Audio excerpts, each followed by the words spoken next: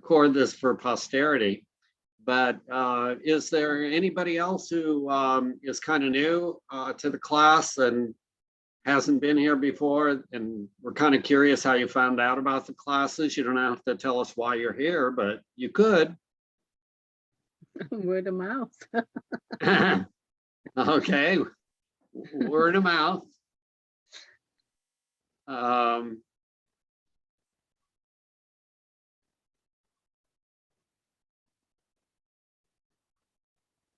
Anybody care to share? It's a wave I see by Dolly there. Okay, hello, glad to see you. Hi, how's everybody? Good. How are you doing? Hi. Are we muted? No. Hey, Virgil and Marilyn are back. They're back from Hollywood. Yeah, Back from Hollywood, yeah. Hi, Jody. Checking How are out the you? movies. Good, okay. Good. It looks like there's Brian, who I think is kind of, I don't think I've seen Brian here before, but I don't remember everybody.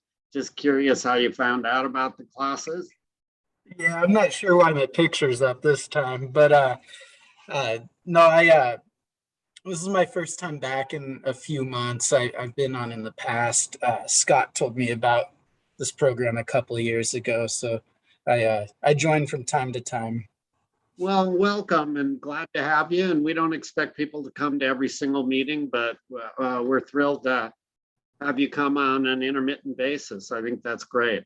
Yeah, and I also have my girlfriend Jenny with me. She's type 1, so I really wanted her to get some good advice from you guys during the diabetes program as well. Great. And there will be 2 sessions. Scott's going to do the first one, and then we'll be doing another one next week again. And then if all the questions don't get answered, you can feel free to kind of send us an email or whatever and communicate that way too. Okay, let's see, who else? I guess we have a lot of new people because of the diabetes session. That's my guess, Scott. Yeah, it's great. It's a rotten American food. Everything got sugar in it, including the hot dogs. We don't do that in Germany. No sugar in it. People wouldn't eat it. All right, anybody else want to say hello or tell us what you're interested in, or if you've had something good or some problem issue or whatever it might be, we can fit it into the schedule some point.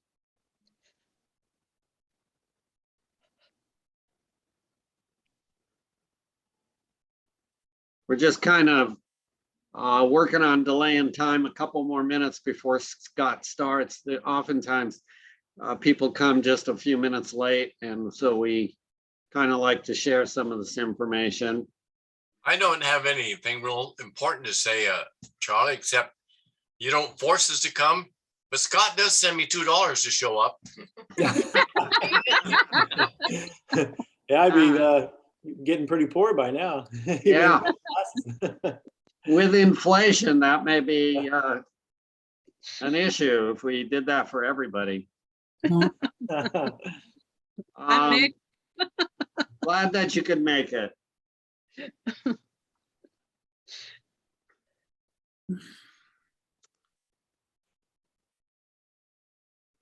Anybody else? We've had a few more login in the last couple minutes, gone from 20 to 26, and I don't know. I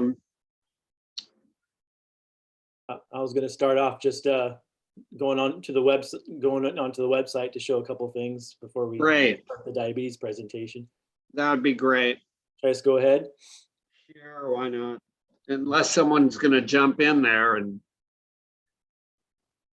You can see my screen. Yeah, we can see it good. Well. Okay.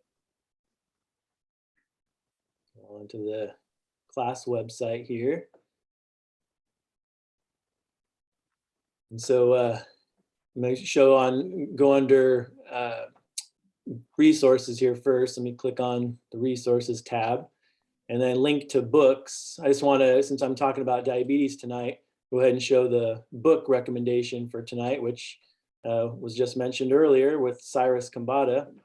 So if you scroll down, these are all the different books we recommend. So here's for the diabetes class, Mastering Diabetes by Cyrus Khambatta and Robbie Barbaro. So anyone that has any type of diabetes, pre-diabetes, type 2 diabetes, type 1, 1.5, gestational diabetes, which I'm going to talk about all those tonight. It's a great resource. So this is a book I highly recommend, Mastering Diabetes. So that's there. And then also at the bottom, this is a good class to kind of reiterate I guess if you call it a warning or a recommendation about anything with these classes, but especially the diabetes class. So I'm just going to read this.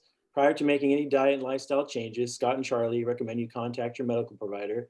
Evidence-based lifestyle interventions can be very powerful, which could result in low blood pressure if you take blood pressure lowering medications and low blood sugar if you take blood sugar lowering diabetes medicines. So that's really important because if you're on insulin, especially and certain diabetes medications, blood pressure medications, you could get your blood pressure, your blood sugar get too low if you start making big diet and lifestyle changes. And so it's really important that you're in contact with your medical provider, because you might have to have, like when I make big changes for patients, I actually have to have them lower their insulin doses right away. And sometimes some of the other medications I have to actually lower in anticipation of the changes that they're going to make. So that's really important. Anyone have any questions about that?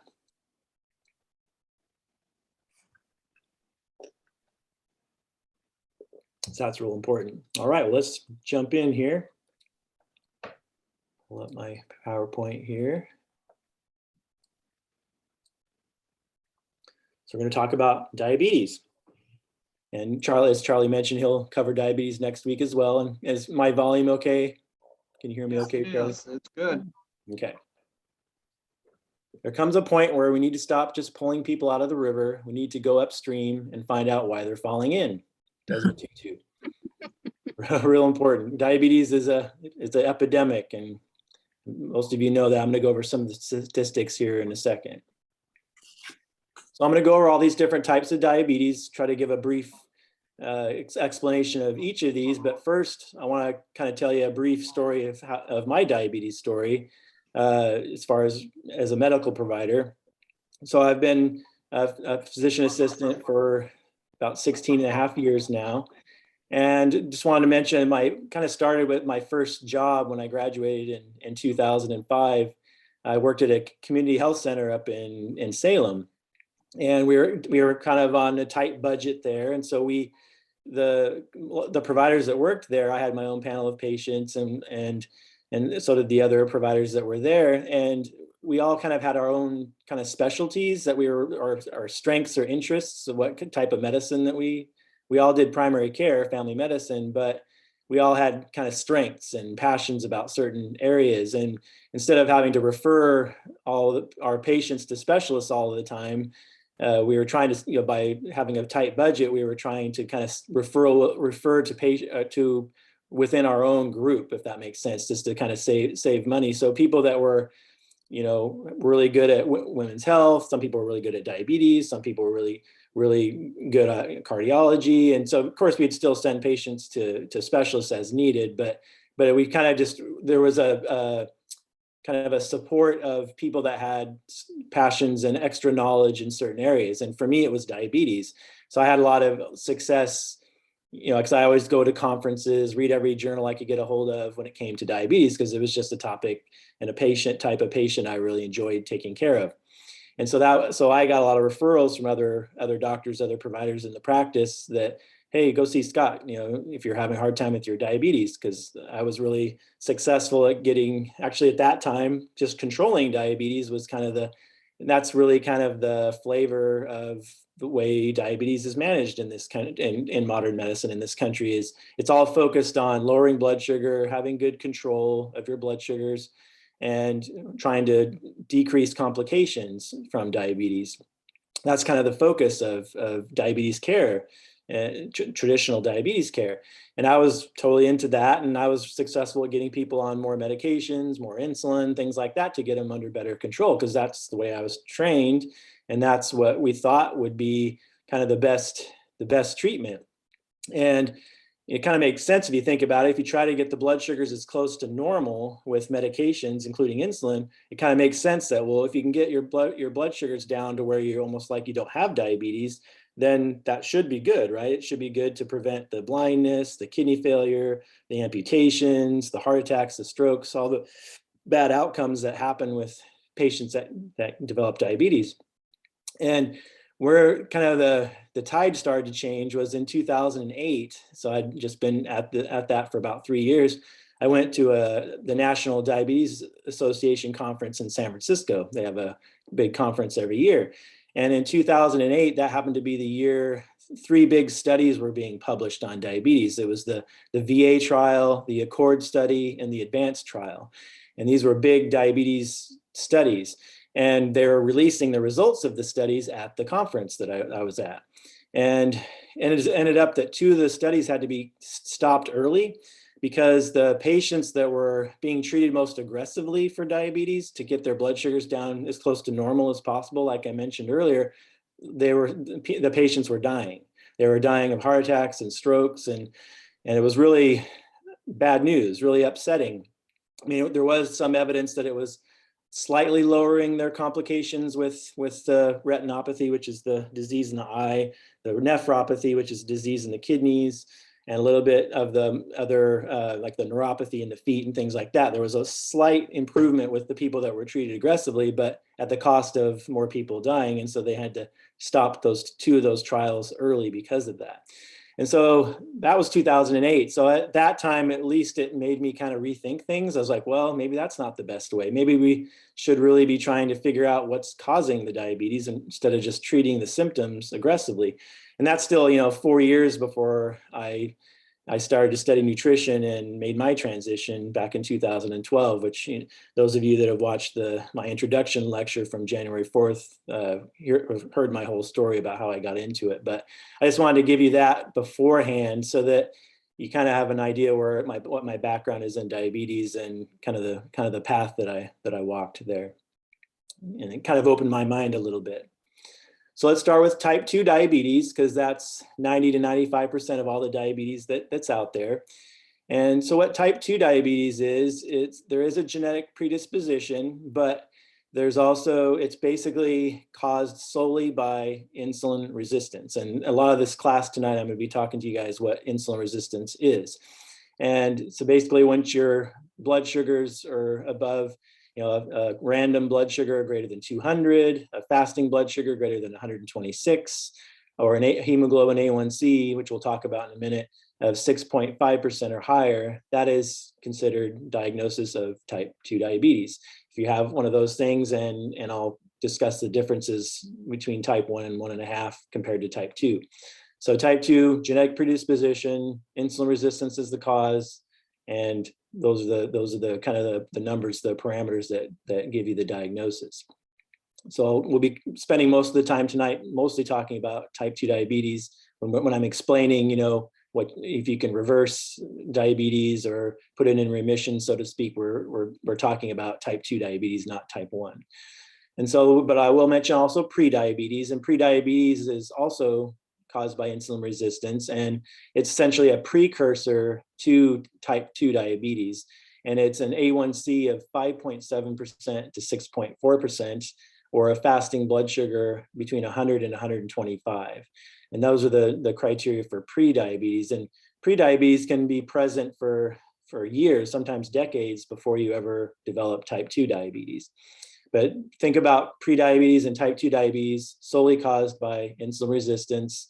And thus, if we can reverse insulin resistance, we can reverse this process and reverse these 2. So those are the 2 main ones. And then let's go over type 1 diabetes. So type 1 diabetes, we used to call it juvenile onset diabetes. And then we used to call type 2 diabetes adult onset, but we don't really use those terms anymore because kids are getting type 2 diabetes now, so it's not really accurate to say adult onset any longer. And then type 1 diabetes most of the time happens in childhood or adolescence for the most part. But I'll talk about type 1.5 in a second. There's a little caveat with that. But type 1 diabetes is caused by, it's an autoimmune condition. So basically think of it as your own immune system attacks the cells in your pancreas, the beta cells that make insulin. So your own immune system attacks and destroys the cells that make insulin. And so then you don't make insulin anymore, and then you develop diabetes because we need insulin to move the sugar from the blood to inside the cells. And so type 1 diabetes, just think of it as purely autoimmune, most often occurs in children and adolescents, sometimes young adults. And that is not reversible because once you've destroyed all the cells that make insulin, then you will always have it. Although there is research going on where they do islet cell transplantations, different things where there's some research going on where if we can get your body to make insulin again, then you could, I guess, technically reverse that. But for the most part, don't think of it as a reversible condition because your immune system destroyed those cells that make insulin. So you're always going to have to inject insulin. But one thing we're going to talk about in a little bit is that even people that have type 1 diabetes also tend to develop insulin resistance. And that's a really important factor, which we'll talk about further. Type 1.5 diabetes, it's pretty rare. It's starting to grow though, but think of what type 1.5 is it's a lot like type 1, but it happens a little bit later. It happens when you're an adult. And so it's usually, so what that LADA is actually what that stands for. LADA is latent autoimmune diabetes in adults.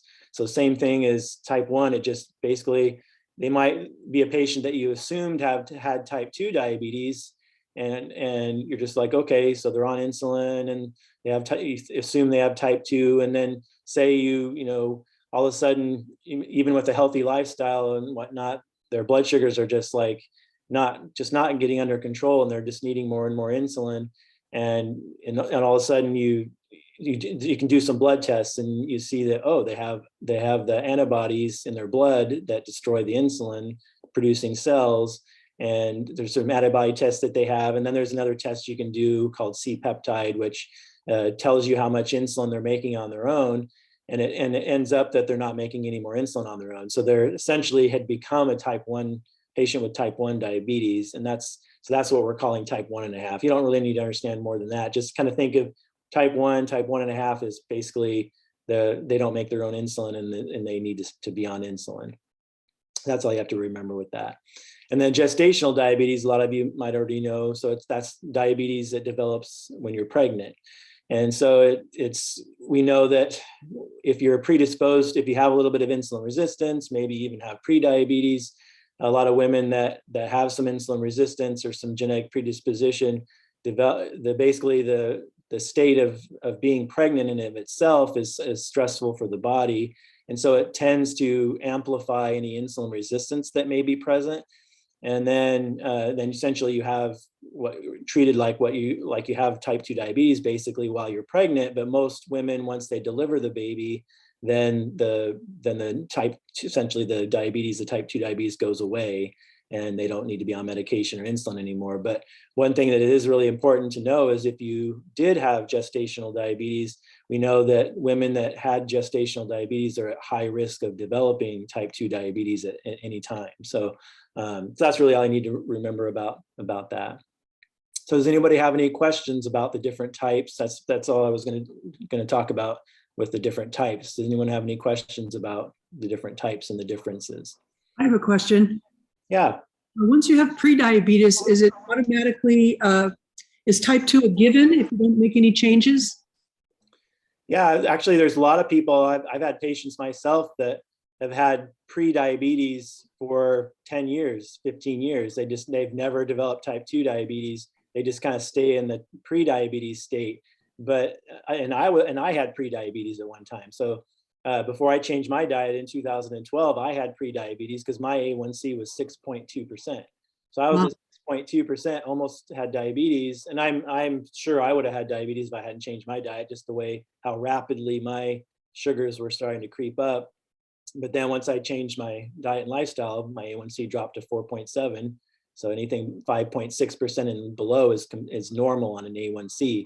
And an A1C is just it's a 3-month average blood sugar test by a percent number. And it's just a good way to track where your blood sugar is. So basically every percent number equates to an average blood glucose. If you were to measure it 24 hours a day, 7 days a week, it kind of gives you a ballpark of where your blood sugar is. But yeah, great question. So most people that have prediabetes will go on to develop type 2 diabetes, but again, yeah, there's people that stay at the prediabetes stage for many years. Thank you. Yeah.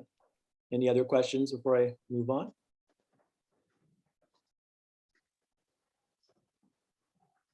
All right, let's go over some statistics here. I just updated these. So in 2020, 34.2 million people in the United States diagnosed with diabetes. And in 2020, 1 in 3 Americans have prediabetes. So that's 88 million. So 88 million people have prediabetes and 34.2 million have diabetes. And the scary thing is that only 1 in 10 people that have prediabetes, only 1 in 10 even know that they have it. So I do labs all the time on patients where no one's ever even checked, but because they're eating the standard American diet, maybe mildly overweight, I just go ahead and screen them all the time. And so I not a week goes by, I don't pick up somebody that has prediabetes, which no surprise, 88 million.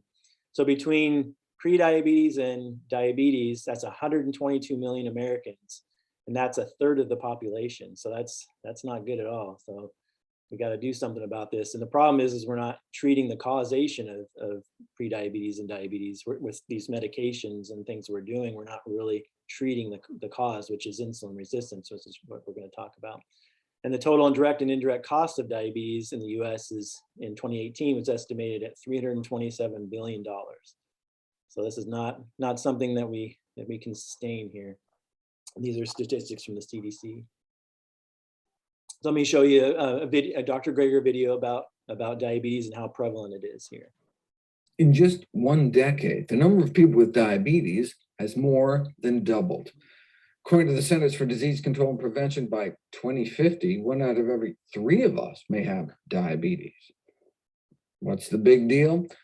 Well, the consequences of diabetes are legion. The number 1 cause of adult onset blindness, the number 1 cause of kidney failure, the number 1 cause of surgical amputations. What can we do to prevent it? Well, the onset of type 2 diabetes is gradual, with most individuals progressing through a state of prediabetes, a condition now striking approximately 1 in 3 Americans. But only about 1 in 10 even knows it. Since current methods of treating diabetes remain inadequate, prevention is preferable, but what works better? Lifestyle changes or drugs? We didn't know until this landmark study was published in the New England Journal of Medicine. Thousands were randomized to get a good double dose of the leading anti-diabetes drug or diet and exercise. The drug, metformin, is probably the safest diabetes drug there is. Does cause diarrhea, and about half of those who take it makes 1 in 4 nauseous. About 1 in 10 suffer from asthenia, from the Greek meaning lack of strength, causing physical weakness and fatigue. But the risk of being killed by the drug is only about 1 in 66,000 every year. And the drug worked.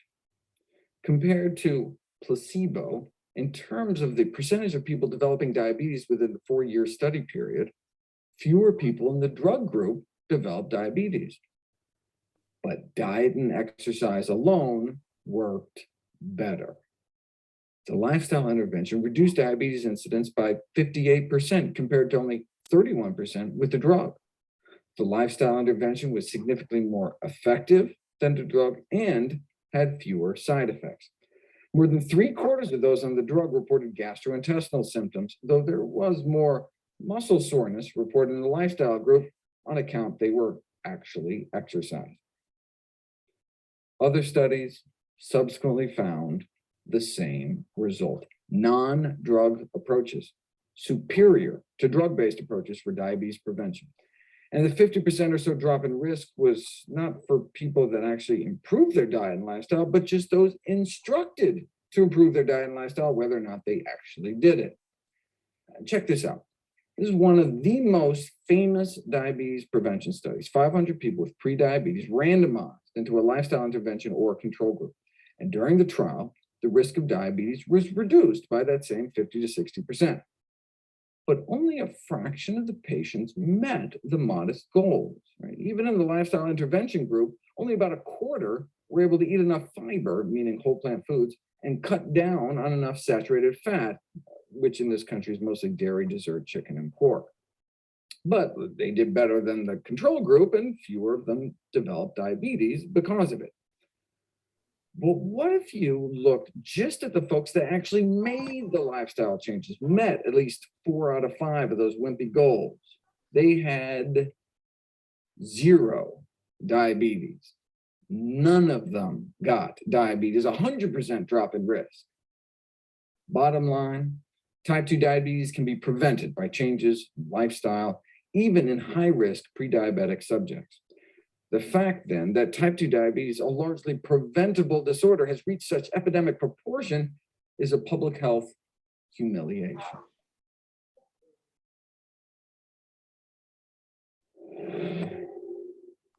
Did you guys catch that? That out of the people that just actually made the diet changes, not just instructed to make the changes, actually none of them got diabetes. So pretty amazing, right?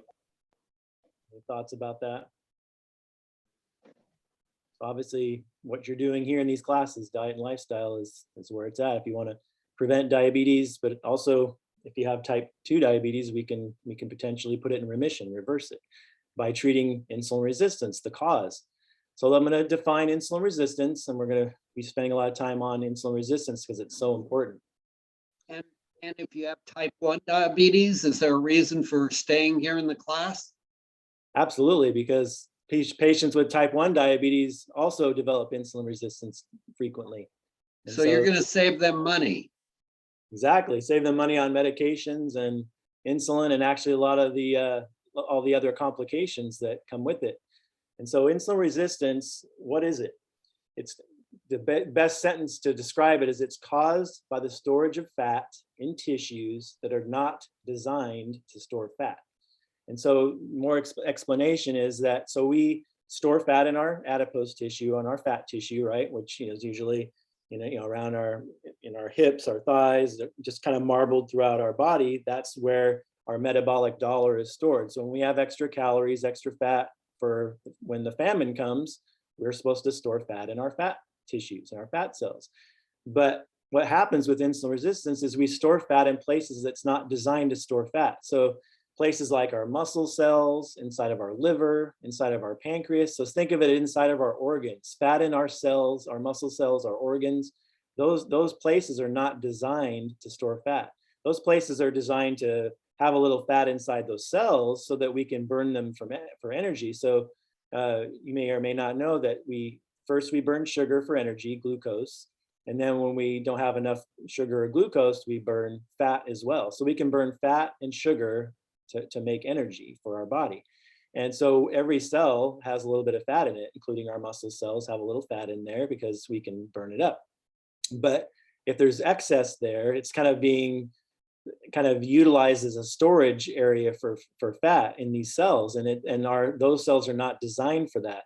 And there does seem to be a genetic predisposition to this, but it doesn't do our body good when we have all that extra fat in those areas. It actually causes a lot of problems. And so why is insulin resistance so bad? And look at all these different conditions that are influenced by insulin resistance. So if we don't treat insulin resistance, we have complications. These are the complications of not treating insulin resistance. So insulin resistance is not a good thing. So we all kind of know it's not good to have the fat around the middle, right? We all kind of learned that over time, and having all that fat in our organs and stuff causes all kinds of problems. And it's influenced. It has influences on coronary artery disease, so heart disease, cancer, all the different types of diabetes, including type 1, type 2, type 1.5. even the gestational diabetes, that's completely caused by insulin resistance.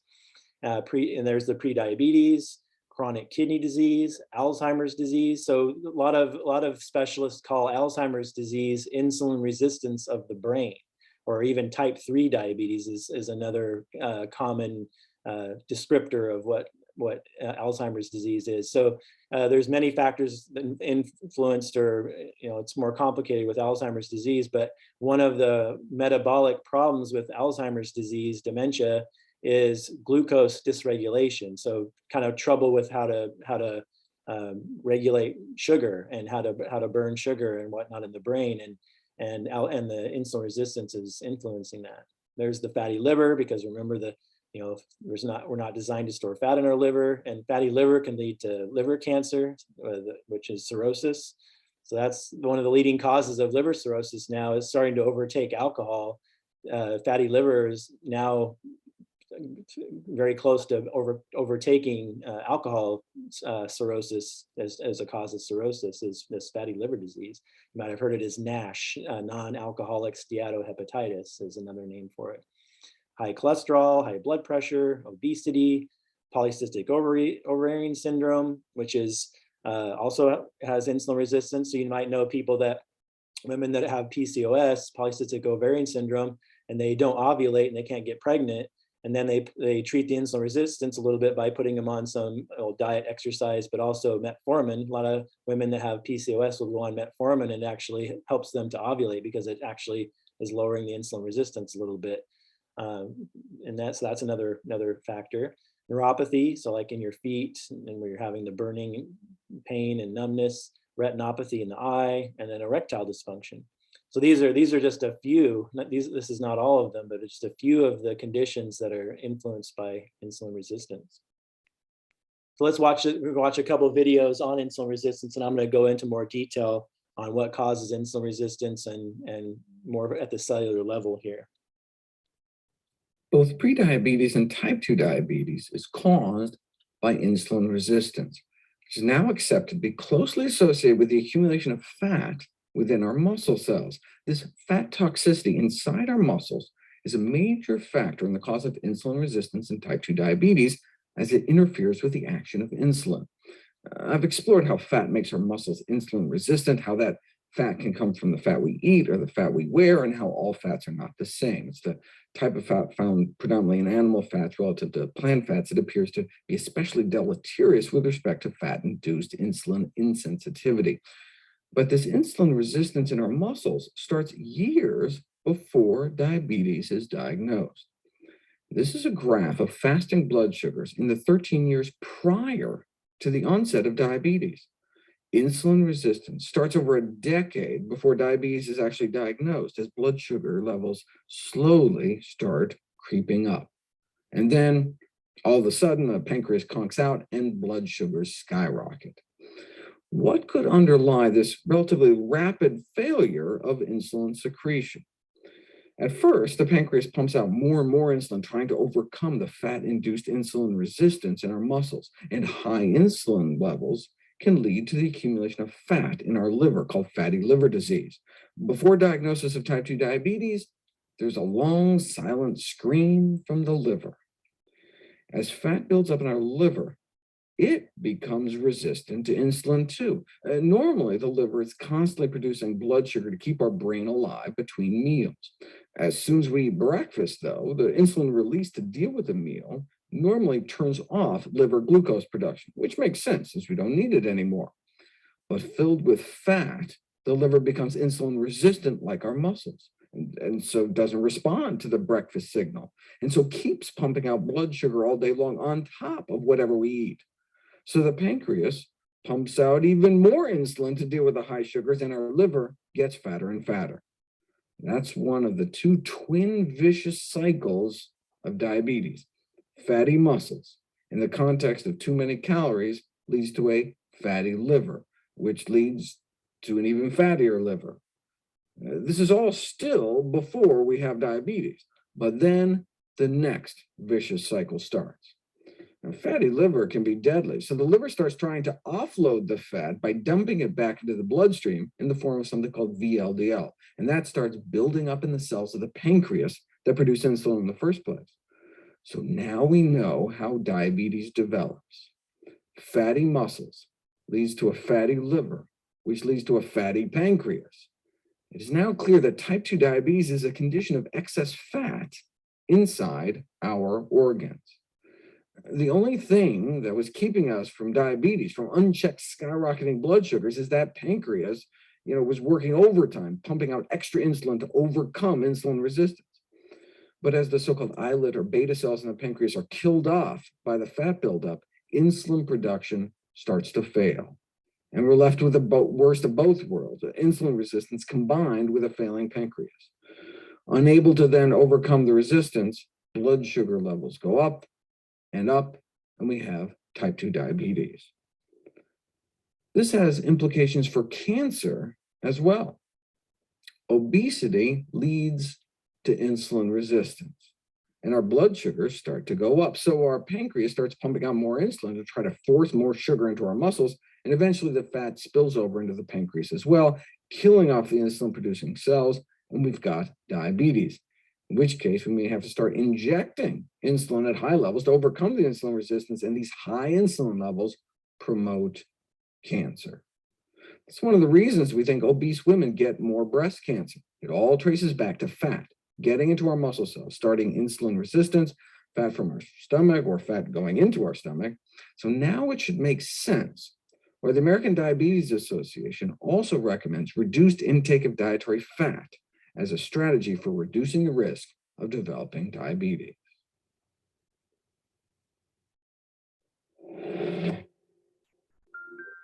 Okay, a couple points I want to make before I move on. You might have picked up earlier when I mentioned metformin might be able to help reduce insulin resistance a little bit, just to kind of tie that in. The reason for that is because the way the drug metformin works is it basically, remember how he talked about how when you eat breakfast in the morning, your insulin secretion from that will basically tell your liver to stop dumping out stored sugar because you have food there now, you don't need it. Because the reason for that is at night when you're not eating, your brain needs sugar all the time. And so your liver can store a lot of sugar in it. So we have glycogen stores in our liver. And so you have to release stored sugar from your liver at night to keep your brain happy. And so then when you eat breakfast in the morning, the insulin that's released when you eat breakfast will tell your liver to stop releasing the stored sugar because you got food now. But with the insulin resistant fatty liver, it doesn't get that signal. And so it keeps dumping out sugar 24/7 basically. So what metformin, how metformin works as a drug is it helps to reduce the amount of stored sugar that your liver releases when you're eating. So it kind of it doesn't cure that or doesn't help it significantly, but it does contribute to that. So in some senses, that would be the one drug that does in a lot of ways lower insulin resistance a little bit. But it comes with side effects and whatnot. And then one other thing I want to say before I move on to kind of describing how insulin resistance works here, and then show another video to kind of, you can see it visually, is how we got a lot of this information was some new technology that was created. So there's a imaging technology called a magnetic resonance spectroscope or spectroscopy, MR spectroscopy. And what it does is you can see where the fat is distributed in the body when you use this technology. And one of the first groups that they studied it on was the Asian population, so in China and Japan.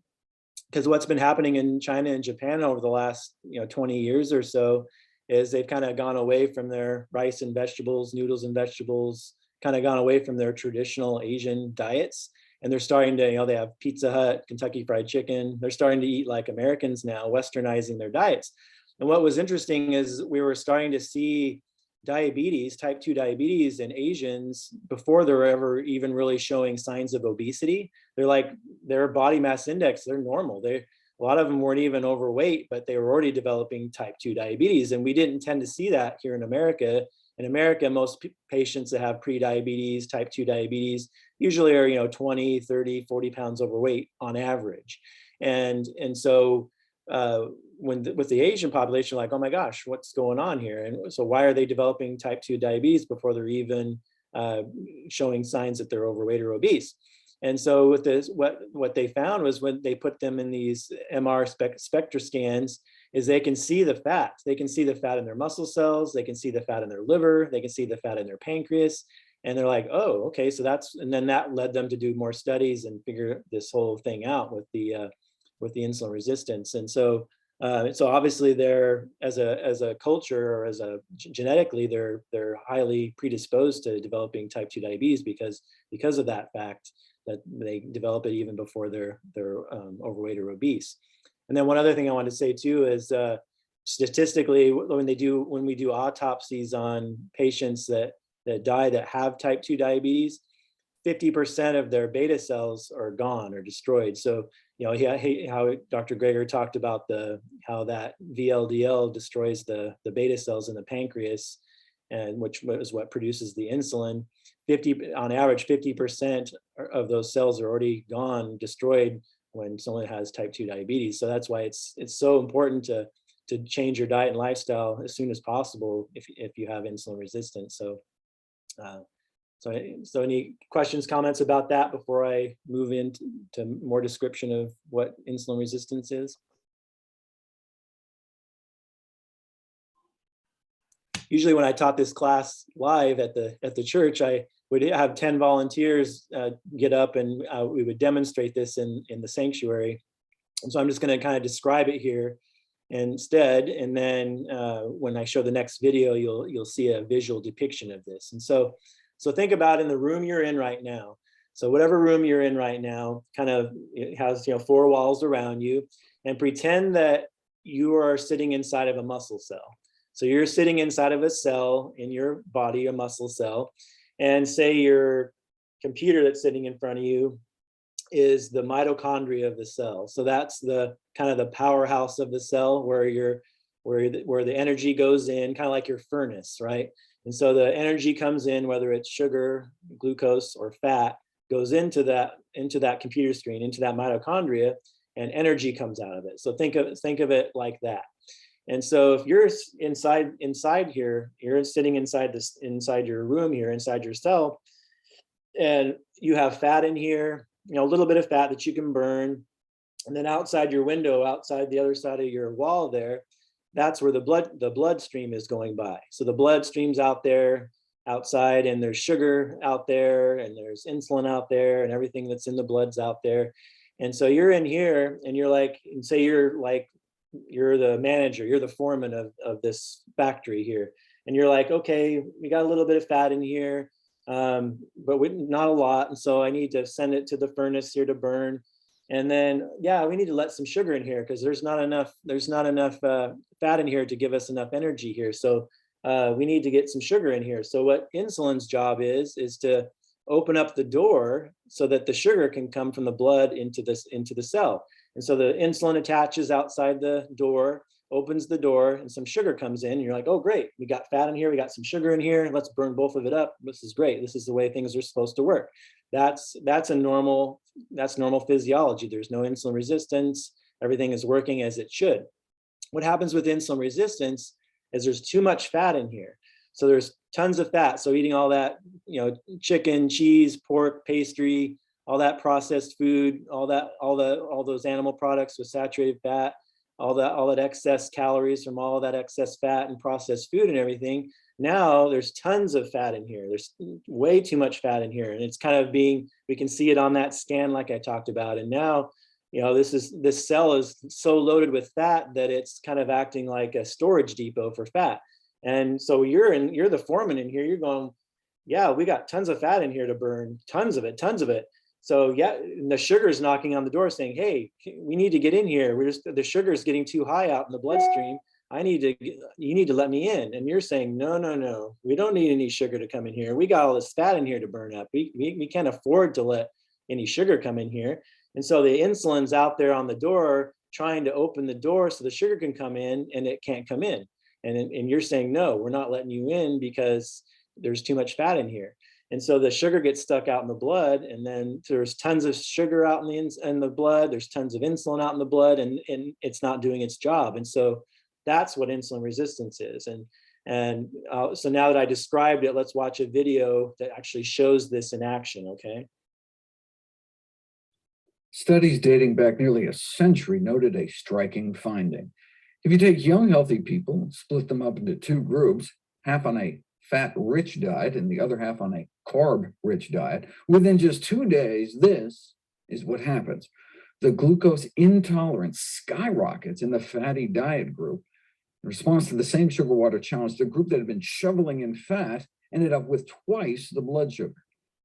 As the amount of fat in the diet goes up, so does one's blood sugar spikes. It would take scientists nearly 7 decades to unravel this mystery, but it would end up holding the key to our current understanding of the cause of type 2 diabetes. When athletes carb load before a race, they're trying to build up the fuel supply within their muscles. They break down the starch into glucose in our digestive tract. It circulates as blood glucose, blood sugar, and is taken up by our muscles to be stored and burned for energy.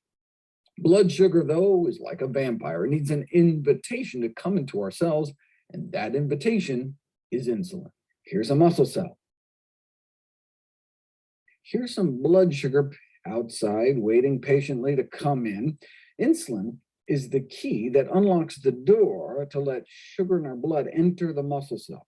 When insulin attaches to the insulin receptor, it activates an enzyme, which activates another enzyme, which activates 2 more enzymes, which finally activates glucose transport, which acts as a gateway for glucose to enter the cell. So insulin is the key that unlocks the door into our muscle cells.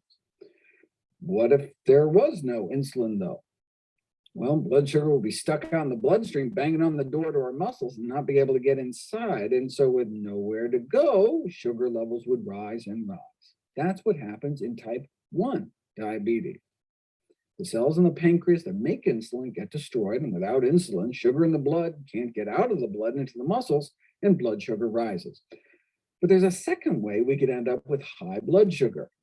What if there's enough insulin, but the insulin doesn't work? The key is there, but something's gummed up the lock. This is called insulin resistance. Our muscle cells become resistant to the effect of insulin. What's gumming up the door locks in our muscle cells, preventing insulin from letting sugar in? Fat. What's called intramyocellular lipid, fat inside our muscle cells. Fat in the bloodstream can build up inside the muscle cell, creating toxic fatty breakdown products and free radicals that can block the signaling pathway process. So no matter how much insulin we have out in our blood, it's not able to open the glucose gates, and blood sugar levels build up in the blood.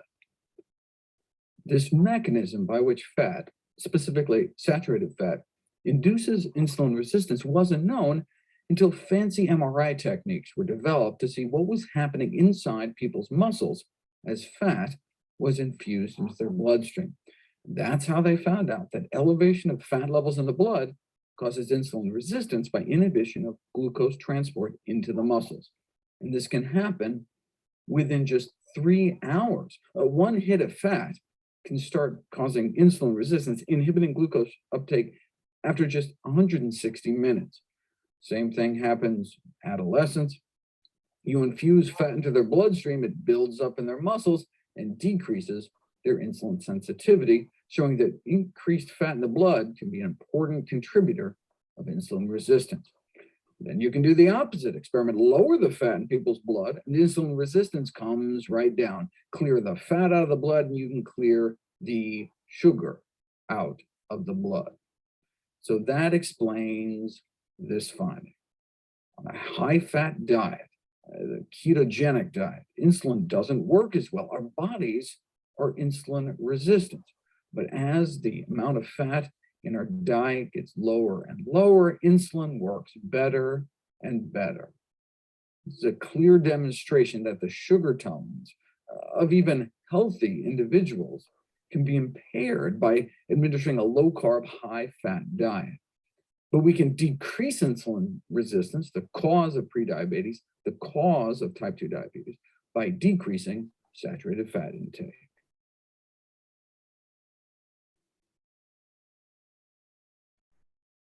I know that was a lot there, but I hope you recognize, and I'll explain a little bit more, that when you hear them say that a low carb, high fat diet makes the sugar go higher and higher, that's with a glucose tolerance test. So what he was showing there in that study was a glucose tolerance test, which is if you give yourself, if you take 75 grams, the traditional way to do a glucose tolerance test is you take 75 grams of sugar and then check your blood sugar in 2 hours and to see where your blood sugar is. And so normal is below 140, between 140 to 199 is considered pre-diabetes, and then greater than 200 is considered diabetes. And so what he was showing there was when you increase the saturated fat especially, but increase the fat intake like a low carb ketogenic type of a diet, and then you do the glucose tolerance test, then you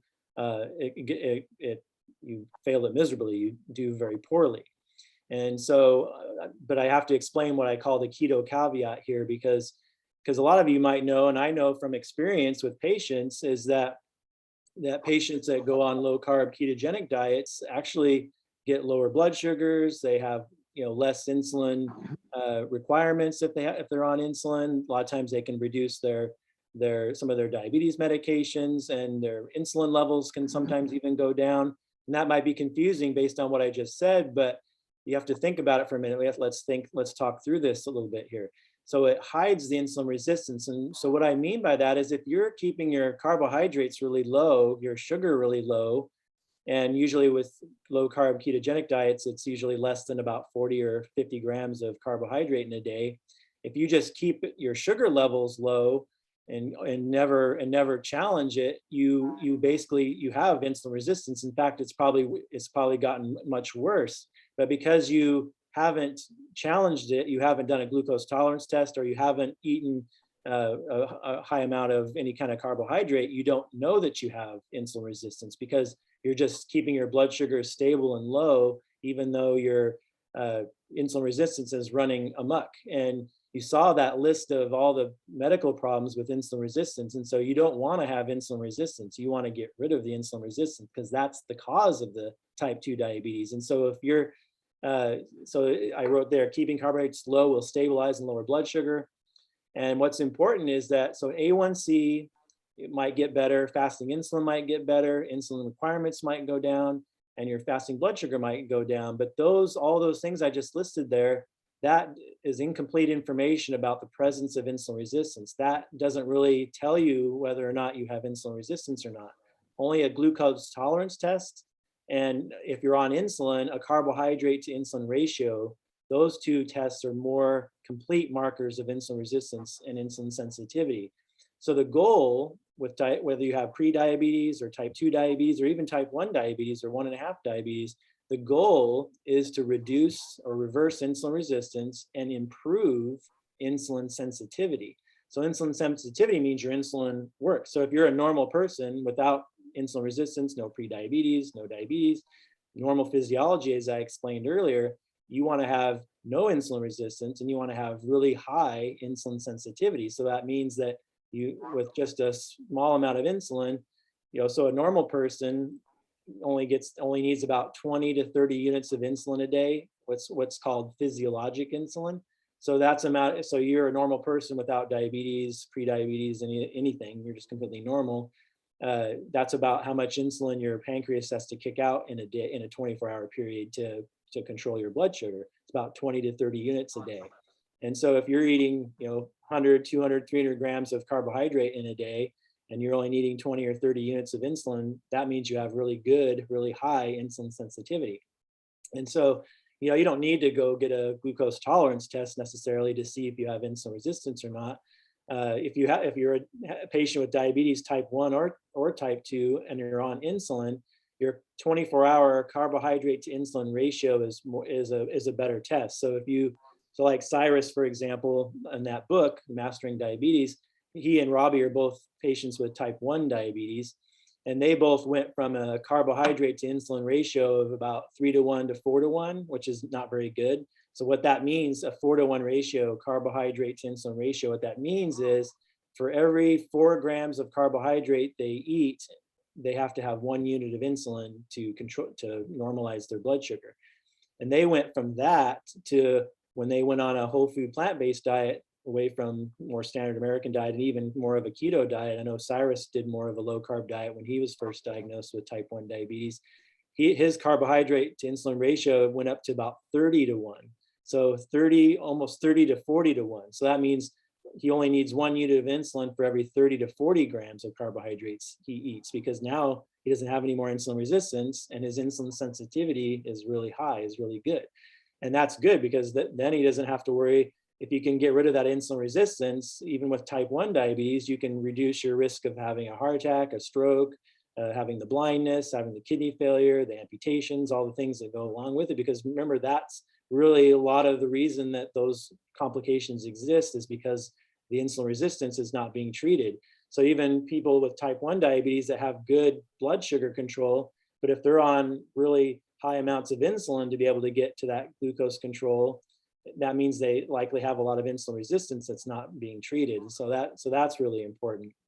And so I hope you picked up that with the keto caveat being that, that you're eating lots of meat, dairy, saturated fat, people that are on ketogenic diets, which in themselves increase the risk of death from heart disease because of all that saturated artery clogging fat and everything else. And you're actually have really bad insulin resistance. You just don't know it because you're not challenging your carbohydrate intake. And so what I mentioned earlier about you don't need to go out and get a glucose tolerance test. If you're on insulin, you can know if you have insulin resistance or not. But here's another one for more people that are maybe more people that are in this class and more common.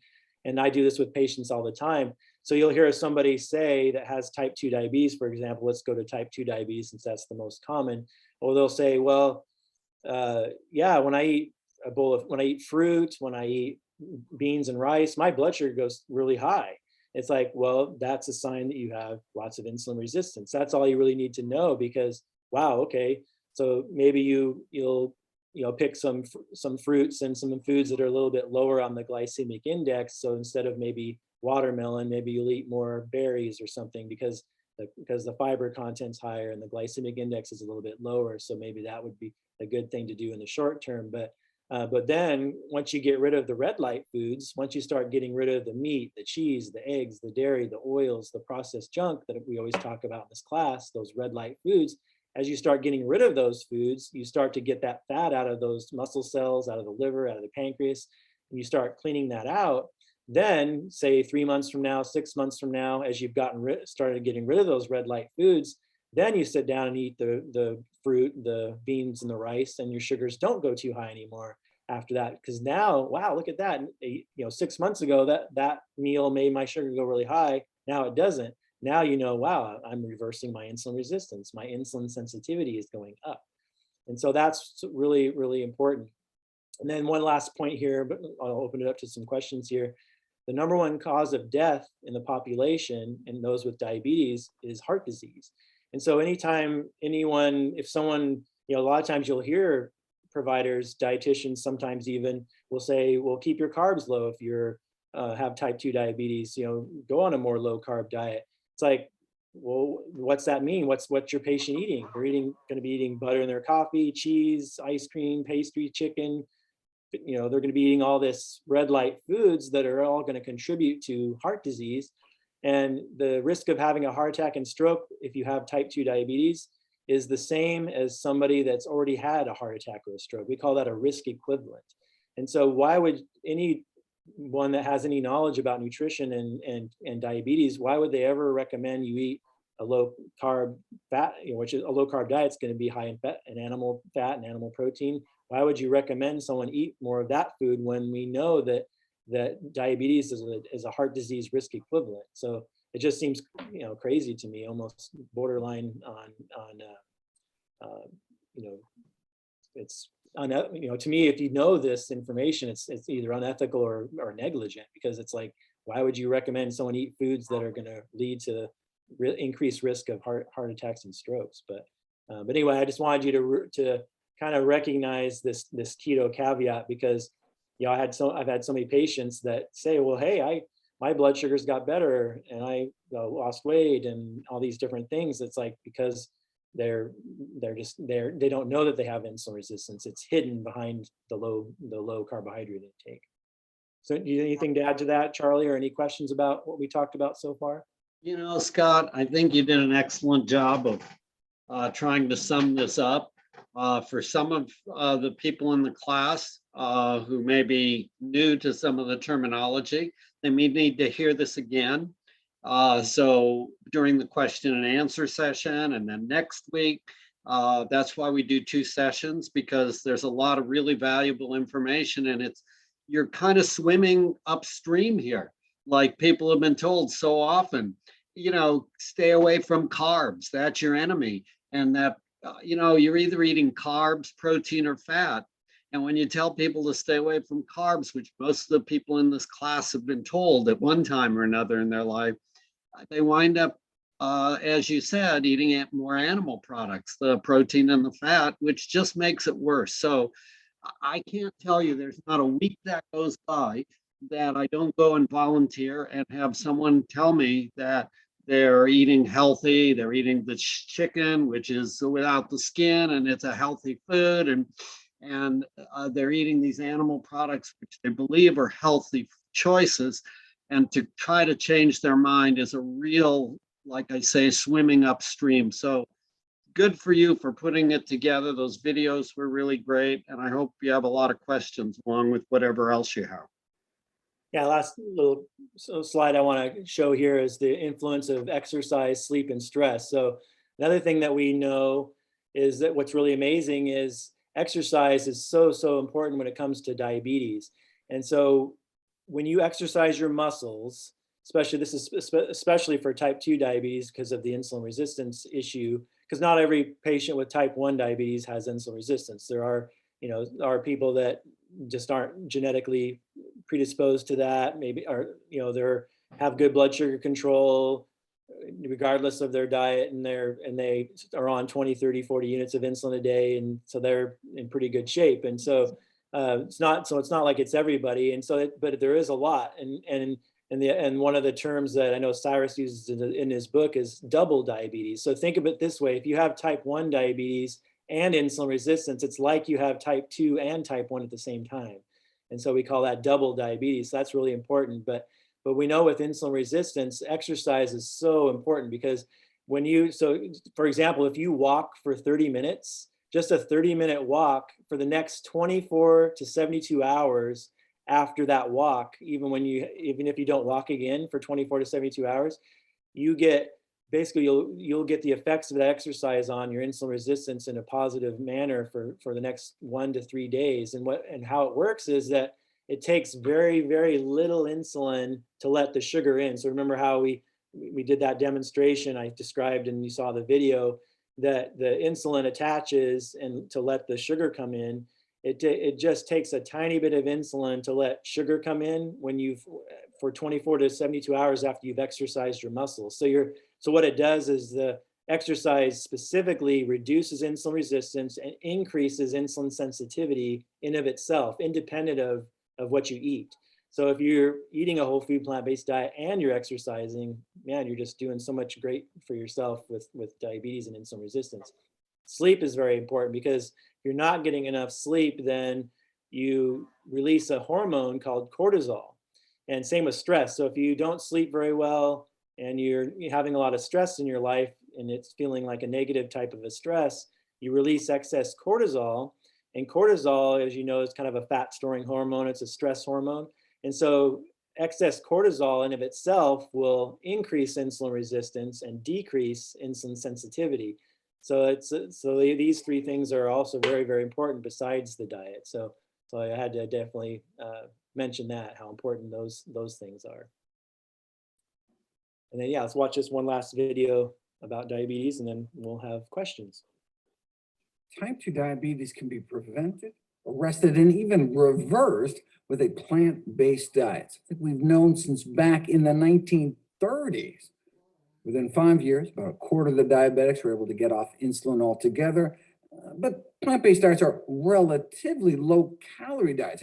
Maybe their diabetes just got better because they lost so much weight. To tease that out, what you need to do is a study where you switch people to a healthy diet, but force them to eat so much food that they don't lose any weight. Then we can see if plant-based diets have specific benefits beyond just all the easy weight loss. Well, we'd have to wait 44 years, but here it is.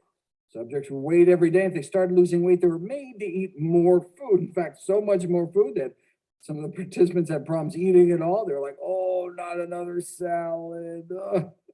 But they eventually adapted, so no significant weight change despite restricting meat, eggs, dairy, and junk. So with zero weight loss, did plant-based diets still help?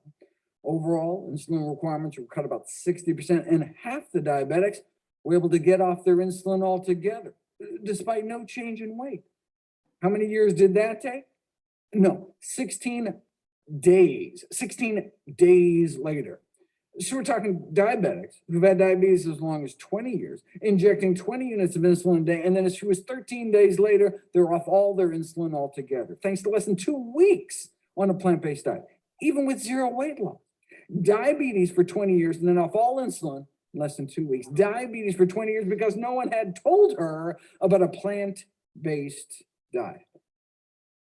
Here's patient number 15, 32 units of insulin on the control diet, and then 18 days later on none. Lower blood sugars on 32 units less insulin. That's the power of plants. And that was without any weight loss. His body just started working that much better. And as a bonus, their cholesterol dropped like a rock to under 150 in 16 days. Just like moderate changes in diet usually only result in moderate reductions in cholesterol, how moderate do you want your diabetes? Everything in moderation may be a truer statement than some people realize. And moderate changes in diet can leave diabetics with moderate blindness, moderate kidney failure, moderate amputation, maybe just a few toes or something. Moderation in all things is not necessarily a good thing. Remember that study that purported to show that diets high in meat, eggs, and dairy could be harmful to health as smoking, suggesting that people who eat lots of animal protein are 4 times as likely to die from cancer or diabetes. But if you look at the actual study, you'll see that's simply not true. Those eating a lot of animal protein didn't have just 4 times the risk of dying from diabetes. They had 73 times the risk of dying from diabetes. Now, those that chose moderation, only eating a moderate of animal protein, they just had 23 times the risk of death from diabetes.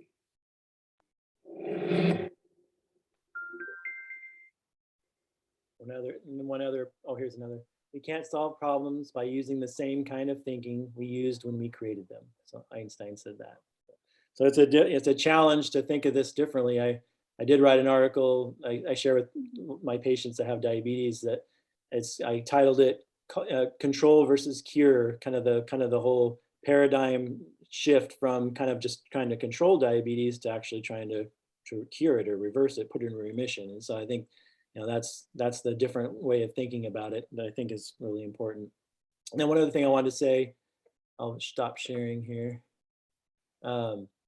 Is kind of going back to the keto caveat again there. He mentioned there, that study was really important about, how it showed that still got better even with no weight loss. And part of the reason that people on low carb ketogenic diets do tend to have the better numbers and stuff, as I mentioned in the keto caveat, some of that is because of the weight loss. So a lot of times once they kind of have stopped losing weight, then the cholesterol starts to go back up, their sugars start to go back up because losing weight, and no matter how you do it, whether it's, from chemotherapy or from a cocaine habit, no matter how you lose weight, your blood sugars will go down and your insulin resistance does go down because of the weight loss. So weight loss in of itself can improve some of those numbers. And so that's why it's important that if we do lose weight, it's important to lose weight to be at a healthy weight, but it matters how we do it. So if we do it in a healthy manner versus a not so healthy manner. So That's an additional thing I wanted to share there. All So right, questions? Scott, there's a question here for Uh-huh. you. If we release the most cortisol when we wake up, should people with diabetes avoid eating breakfast first thing in the morning? And would exercising before eating also be bad if exercise releases cortisol? Yeah, so I think the lowering of the cortisol, I mean, so cortisol, I mean, it's a stress hormone. So, I mean, the exercise would, you know, for so many reasons, it would be a good thing to do. But as far as you don't need to skip breakfast, I mean, a lot of times people do tend to have high blood sugars in the morning, the dawn phenomenon it's called, and things like that. But I think, you know, it's important, but I mean, it's going to depend on whether you take insulin or not. If you're, you know, you wouldn't want to, even if your blood sugar is high when you get up in the morning, if you're taking a medicine like glucotrol, you know, like glyburide or one of these other ones that directly lower your blood sugar, or insulin for that matter, you wouldn't want to skip a meal, even just because your blood sugar is high. So you wouldn't want to do that. But if you're, so, you know, it's better to still eat, and just what you eat's the more important thing, I think, is what I would say. I agree with the what you eat is most important. And also there's the concept that Gregor talks about in terms of eating your calories earlier in the day. You burn them up more rapidly than eating them later in the day. So that would hold true even if you had diabetes. You would not gain as much weight from the foods that you're eating. So even though it's an excellent question, and I have to agree that I wouldn't tell people not to eat in the morning. And I would encourage them to exercise at any time they felt the desire. Okay. For whatever ill effects that might have. Anybody else have thoughts? Yeah, what you're referring to there was the chronobiology, which is, so the calories you eat at 8 a.m. are 30% less costly than the same calories eaten at 8 p.m. So it's what I can say that the other way. So you basically get 30% more calories if you eat the calories at 8 p.m. versus 8 a.m. So you're better off eating more calories earlier in the day than later in the day, because you're more likely to store the calories as fat if you eat later in the day. And that has to do with chronobiology, circadian rhythm. So, and it doesn't matter if you work at night versus, you know, sleeping during the day, has no difference. It's really amazing research on chronobiology, circadian rhythm. I just have a comment. Yes, Mary. I'm reminded when I see videos from Dr. Gregor, when I met him, the thing that struck me the most is that we tend to overthink everything that we're talking about in terms of diabetes or eating healthy or whatever. And the thing about Dr. Gregor is his answers are super, super simple. You know, when I asked him a question about my doc, who, you know, my A1C was 14 when I started, and her opinion was that I should be on insulin. And when I said no and hell no, you know, I'll do it with food, she ridiculed me and laughed and said, for God's sake, don't eat fruit. And I thought, I have to get here before he kills me. But when I said that to him, you know, what do I do with that? He said, I was expecting some short lecture on what to say to her, you know, how to educate her or something. And what he said is, just get another doctor. Well, you know, I do that when I see him in videos. It's like he's got this religious fervor about him and what he does, and it's really simple. And so maybe we could not overthink it so much. I know that I do. Yeah. And I know I always apologize to my patients that have diabetes every time I do consults with them, because I actually have to say, normally in these classes, I'm more, Charlie's more black and white. I'm a little bit more accommodating, maybe a little bit more gradual and whatnot. And I do that with pretty much all my patients, except for my patients with type 2 diabetes. So I always have or diabetes at all, but I always give them a disclaimer. I always apologize to them. I say, well, I'm just going to tell you straight off. I'm going to teach you how to eat 100% whole food, plant-based diet. Normally I tell patients, make the change, I'll meet you where you are and make the changes that you're ready to make.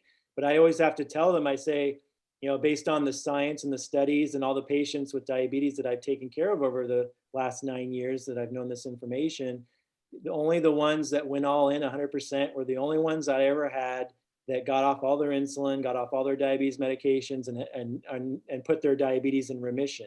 The type 2 diabetes got put into remission. The only ones that ever did that, in my experience and with the studies, are the ones that did it 100%. So I just had to tell them red light foods are poison. I mean, they just have to be dead to you.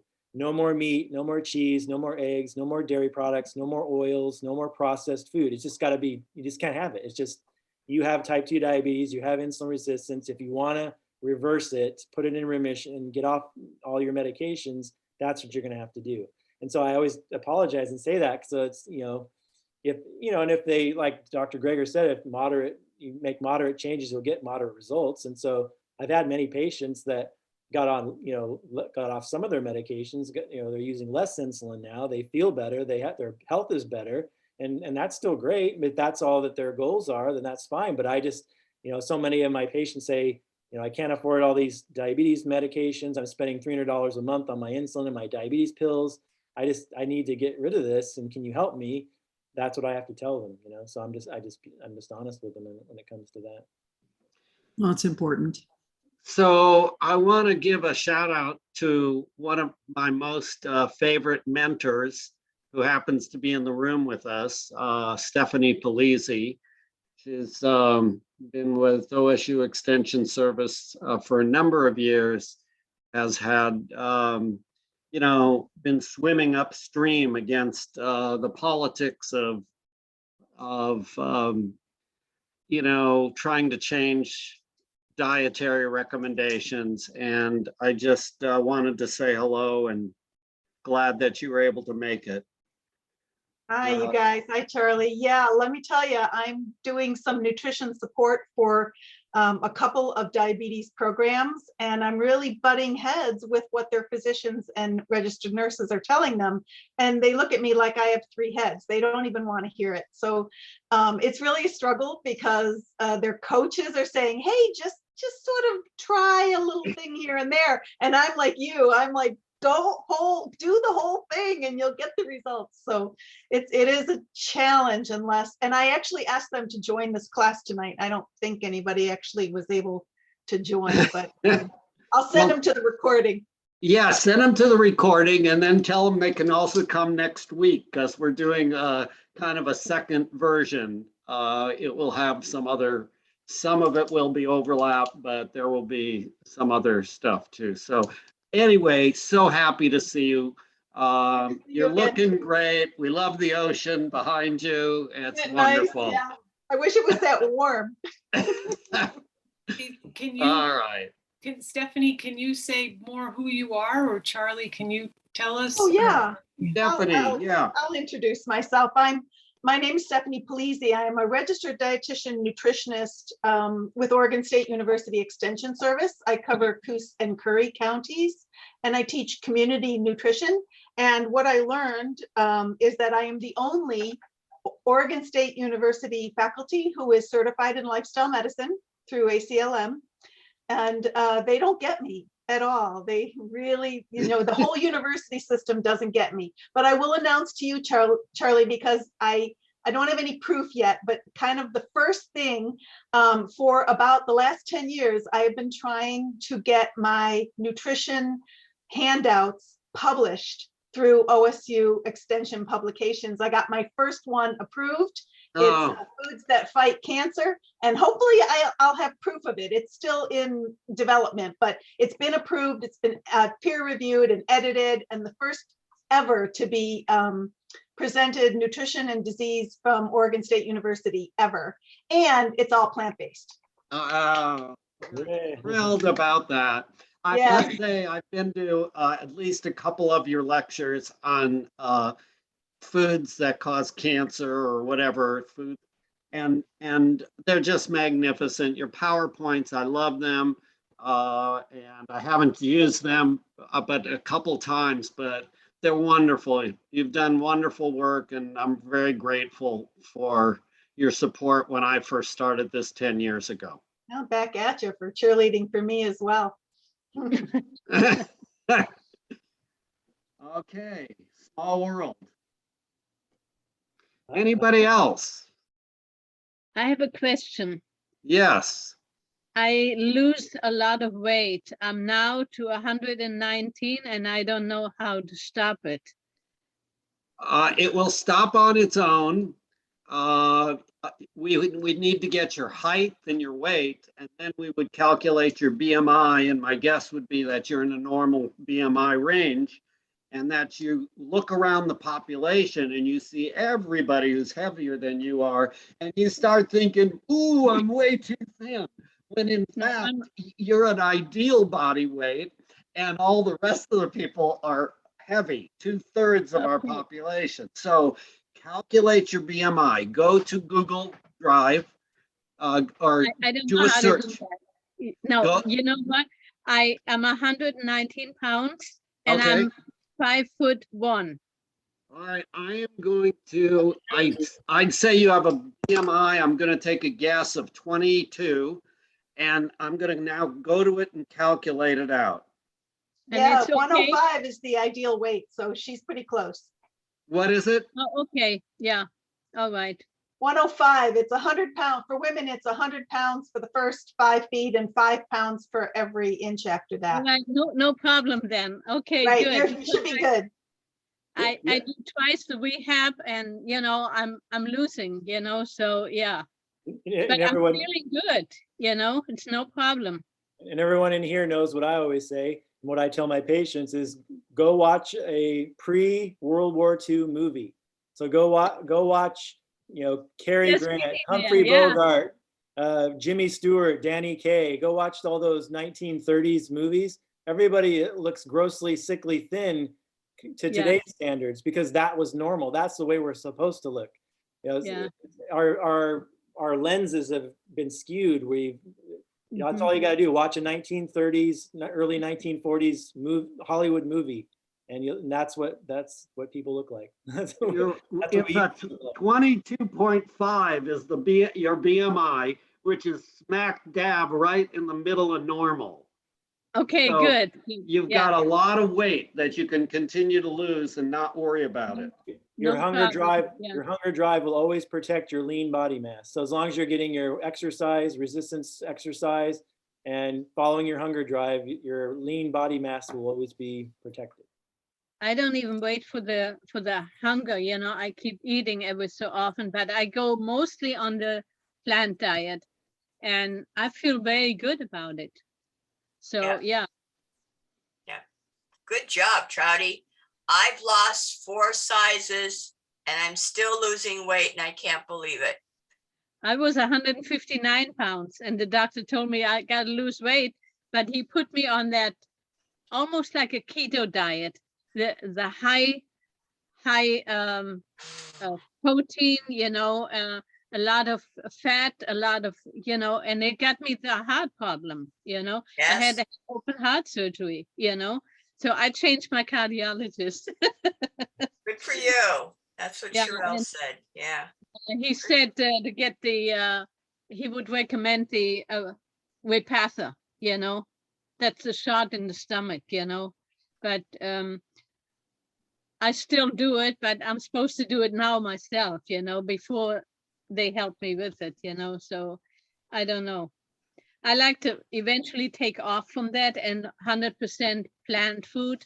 I have still a lot of hamburger meat and all that in the freezer. About 3 slices of liver still. So no more eggs, no more sugar, no more nothing like that. But every once in a while, yeah, I'm just gonna try to finish it off. I can't have it for years and years in the freezer, you know. I don't want to throw it out either, you know. So Yeah. when I have a hankering for it, then I eat one, you know. But other than that, I'm 100% on the plant food. And So- I feel fantastic. So I want to make a comment about next week's class. I just wrote a note to Stu and Sharon Stevens and asked them if they could show up next week to answer some questions, especially for the type 1 diabetics who are in the class. Stu is one of the first type 1 diabetics that went through a class, I don't know, 8 or 9 years ago. He came kicking, biting, and screaming, did not want to do it, but his wife insisted. And he's been able to reduce his insulin, and he had so much benefits. You'd love to hear his story. They're going to be traveling. They said they'll try to make it, and hopefully that happens. So just want to give you a little motivation to think about coming next week. You can Zoom from anywhere. Assuming you got the internet, you're correct. So hopefully they'll try their best, I'm sure. Do you think I could have pre-diabetes? I did have it in Anchorage because I ate a lot of different food. I didn't pay attention. I didn't know. Now I should not have that, right? Well, the way you tell is you do a hemoglobin A1C, or you could check your finger stick glucose test fasting and see what they're looking like. If they're under 100, you're probably fine. If they're over 100, then you probably are pre-diabetic. And so you just need a little bit of test. I couldn't tell you from just looking at you. Oh, okay. I'd say yeah. that with your weight loss, you're probably on the path toward reversing whatever pre-diabetes that you might have developed. That was 18 years ago. Yeah. And I was 159 pounds then. And, you know, So meanwhile, I cut off the sugar already, no more sugar in the house. I have every once in a while when I have a feeling I want to eat something sweet, I take a spoonful of honey, the natural honey, or I put some molasses on my brown rice. But other than that, nothing, not every time, you know. But if you think about the information that Scott went over in the class today, I want to hear something about you saying about the fat intake in your diet, not the sugar intake. I want to hear about the fat intake, how you're not eating that cholesterol that's in the liver, how you're not eating the things like the meat that has the high fat content, the milk and dairy products, the cheeses. No more dairy and no more cheese. No. And no more eggs. No more eggs, no. Okay. I don't have them in the house no more. All right, that's what I like to hear that. Yeah, that was one of the words. Took the words right out of my mouth. I was gonna do a test question. I was gonna say, okay, what out of the 3 macronutrients, carbohydrate, fat, and protein, which one actually causes insulin resistance between those 3? It's the sugar probably. No, it's the fat. It's the fat. But that's the whole class tonight. That's the only takeaway you needed to take from class is what causes insulin resistance. It's the fat stored in places that's not designed to store fat. And that's the fat we eat is the fat that gets stored in there. And just another little caveat, they've actually done studies where in a truly low fat environment, which is really technically less than 20%, but most studies that were tested to be actually low fat were 10 to 15% fat, which is what a whole food plant-based diet would give you, is about 10 to 15% fat. Even if you're eating junk food, even if you're eating refined processed sugar, which isn't healthy for you in any way, but even if you're eating a junk food, high carbohydrate diet, only eating 10 to 15% fat, your blood sugar will be normal. Your insulin resistant, you'll have no insulin resistance. You'll reverse insulin resistance and increase insulin sensitivity in a truly low fat environment. And the only study, there's never been a study done in a truly low fat environment that hasn't shown that you can reduce insulin resistance and increase insulin sensitivity. And a lot of times when they do low carb versus low fat studies that get put out in the media, they'll actually compare a 40 to like a low carb ketogenic type of a diet, which is often between 40, 50, sometimes even higher % of calories from fat.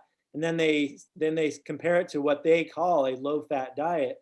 And in the low fat diet in the study group, it's still 25 to 30% fat. That's not low fat.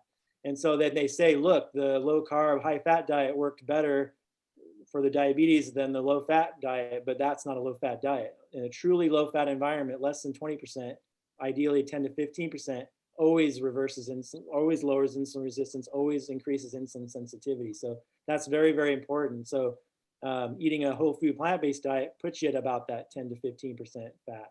And you're not getting the saturated animal fat either, which is especially deleterious to causing this dysregulation in the cell, all those toxic free radicals and metabolites and all the things, the ceramide production, all these things that actually are what's messing up the insulin signaling, causing that insulin resistance from that diagram we went over in the video. So yeah, fat, that's what you got to get out. It's not the carbohydrates, it's not the sugar that causes diabetes. Now, we don't recommend eating refined sugar because that's junk. It's not good for you in so many other ways, but we're just talking about insulin resistance and insulin sensitivity and diabetes, and it's the fat.